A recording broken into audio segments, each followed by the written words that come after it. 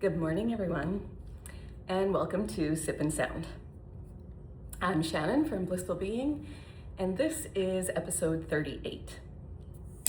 Now, I do want to speak a little bit about that. Last week was the first time that I've actually missed a week. So in 38 weeks, last week was the first time I missed. And I was sick.